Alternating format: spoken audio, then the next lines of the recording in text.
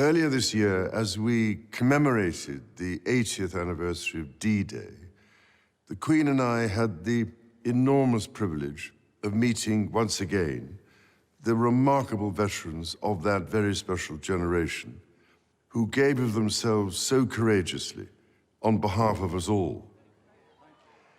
Listening to these once young servicemen and women touched us deeply as they spoke of their comrades drawn from across the Commonwealth, who never returned and who now rest peacefully where they made the ultimate sacrifice.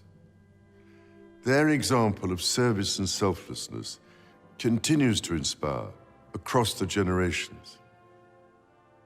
During previous commemorations, we were able to console ourselves with the thought that these tragic events seldom happen in the modern era. But on this Christmas Day, we cannot help but think of those for whom the devastating effects of conflict in the Middle East, in Central Europe, in Africa, and elsewhere pose a daily threat to so many people's lives and livelihoods. We also think of the humanitarian organizations working tirelessly to bring vital relief. After all, the Gospels speak so vividly of conflict and teach the values with which we can overcome it. The example that Jesus gave us is timeless and universal. It is to enter the world of those who suffer, to make a difference to their lives, and so bring hope where there is despair.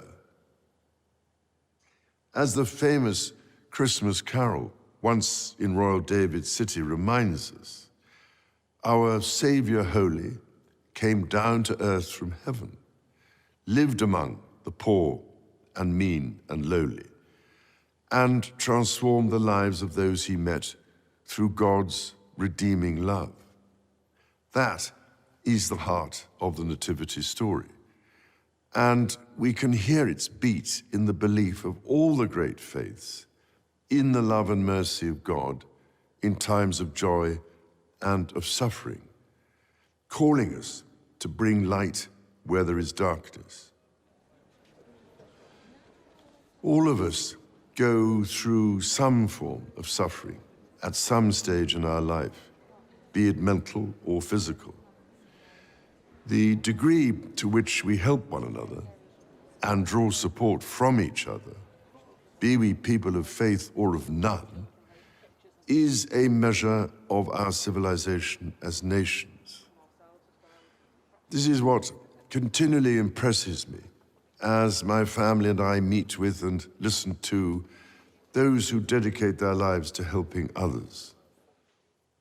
I am speaking to you today from the chapel of the former Middlesex Hospital in London, now itself a vibrant community space, and thinking especially of the many thousands of professionals and volunteers here in the United Kingdom and across the Commonwealth who, with their skills and out of the goodness of their heart, care for others, often at some cost to themselves.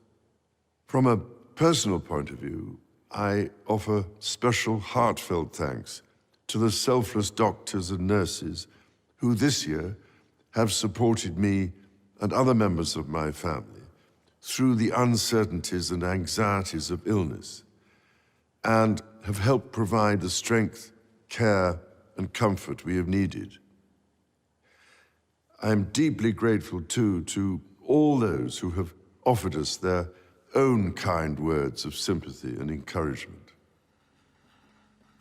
On our recent visit to the South Pacific to attend the Commonwealth Summit, I was reminded constantly of the strength which institutions, as well as individuals, can draw from one another, and of how diversity of culture, ethnicity, and faith provides strength, not weakness.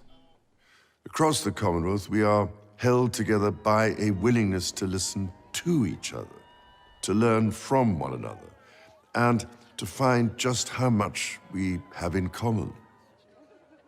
Because through listening, we learn to respect our differences, to defeat prejudice, and to open up new possibilities.